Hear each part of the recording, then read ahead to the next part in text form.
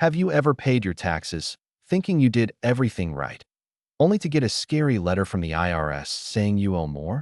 Or worse, penalties? You're not alone. Every year, millions of Americans make avoidable mistakes on their taxes, and it costs them big. But what if you could avoid these traps and keep more of your hard-earned money? Stick around, because today you'll discover the most common tax mistakes to avoid this year, and one surprising tip at the end that could save you hundreds, maybe even thousands. Number 1. Missing the filing deadline. This sounds simple, right? But you'd be surprised how many people miss the April deadline. Last year alone, over 7 million taxpayers filed late and got hit with penalties. If you're even one day late, the IRS charges you a failure to file penalty, which is usually 5% of what you owe every month, up to 25%. Here's an example. If you owe $2,000 and file 6 months late, you could end up paying an extra $500 in penalties. Even if you can't pay your full bill yet, file on time anyway. You can always set up a payment plan. Mark your calendar, set reminders, and if you need more time, file for an extension. It's free and gives you until October. Number 2. Not reporting all your income. Did you take on a side hustle? Drive for a rideshare app? Sell crafts on Etsy? Many beginners think that if they don't get a tax form, they don't have to report it. But the IRS already knows. Platforms like Uber, DoorDash, and even PayPal report your earnings. I knew someone who made about $5,000 last year dog sitting. They thought because they didn't get a form, they didn't need to report it. The IRS sent them a letter months later, and they had to pay extra taxes plus penalties. So here's the rule. If you earn money, report it. Even cash payments. Better safe than sorry. Number 3. Overlooking deductions and credits. This one might actually cost you money in the opposite way, by overpaying. Every year, billions of dollars in tax credits and deductions go unclaimed. Why? Because people just don't know about them. For example, did you pay student loan interest? You could deduct up to $2,500. Paid for childcare? There's a credit for that too. Even moving expenses for military members can count. I once helped a young couple save over $1,200 just by claiming the earned income tax credit. They didn't even know it existed. So take the time to look at what deductions or credits you qualify for, or use good tax software. It usually asks you the right questions to find them. Number 4. Forgetting about estimated taxes. If you're self-employed, a freelancer, or earning income not from a regular paycheck, you're probably supposed to pay estimated taxes quarterly.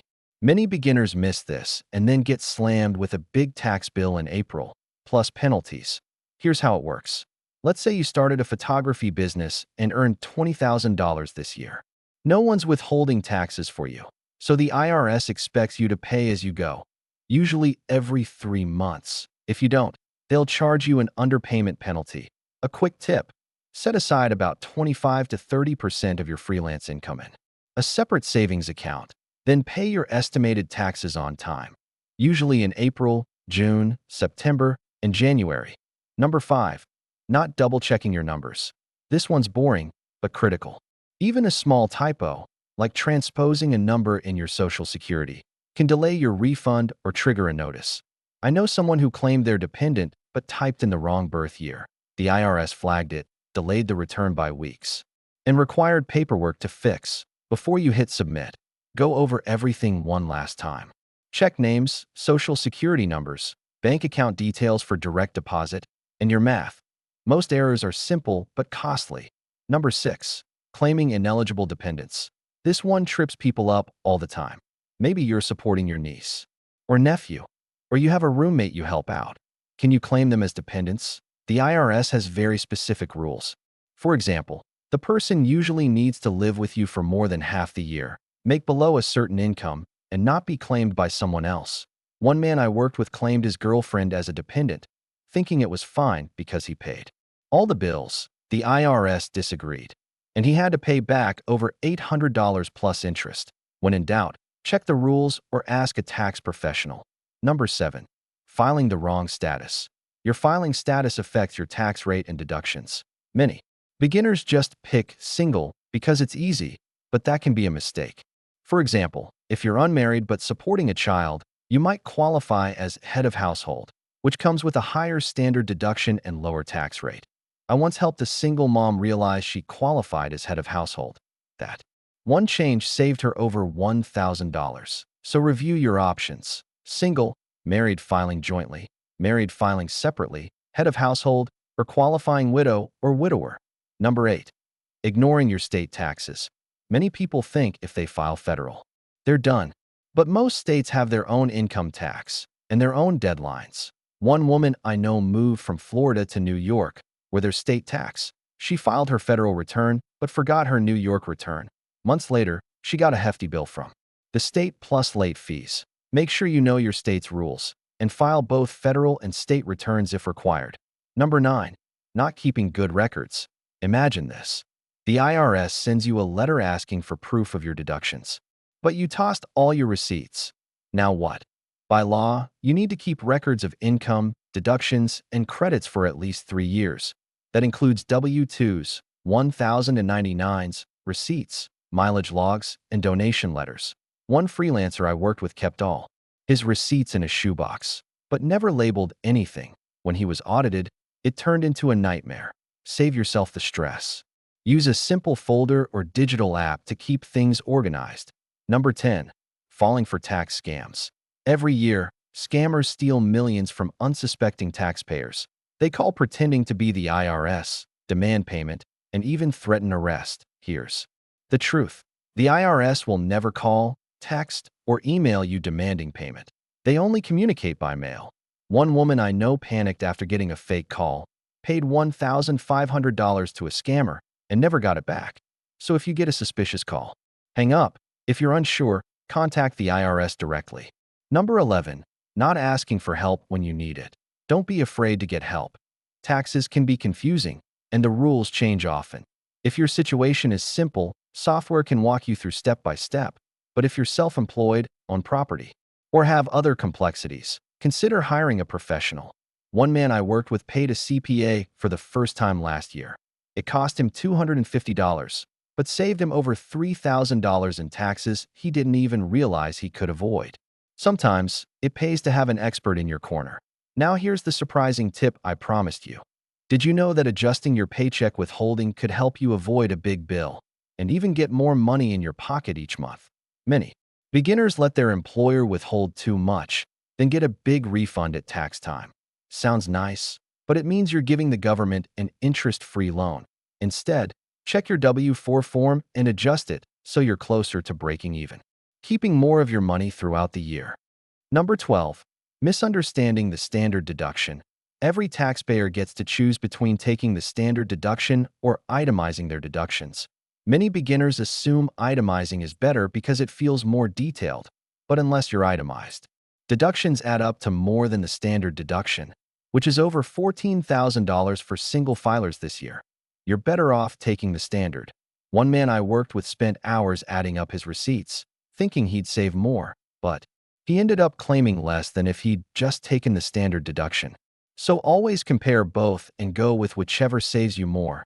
Number 13. Forgetting about retirement contributions. Contributing to a traditional IRA or a 401k not only helps your future self, it can lower your taxable income right now. I met a young woman who made a last-minute IRA contribution before the deadline. That one move shaved $1,500 off her taxable income. Even better, some low to moderate income earners can also qualify for the Saver's Credit, which adds even more savings. If you haven't maxed out your contributions yet, consider doing so before filing. Number 14. Not including charitable donations. Properly. If you donated to a qualified charity last year, you can deduct it, but only if you itemize. And you need to keep records. A friend of mine dropped off several bags of clothes to Goodwill, but didn't get a receipt.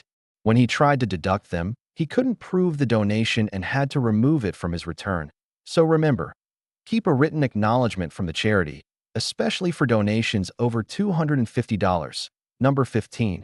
Ignoring education tax benefits. If you or your dependents are in school, don't forget about education-related credits and deductions. For example, the American Opportunity Credit can give you up to $2,500 per eligible student. There's also the Lifetime Learning Credit, which can be worth up to $2,000. One dad I helped had 2 kids in college and didn't know he qualified for these. After amending his return, he got back over $3,000. Don't leave that kind of money on the table.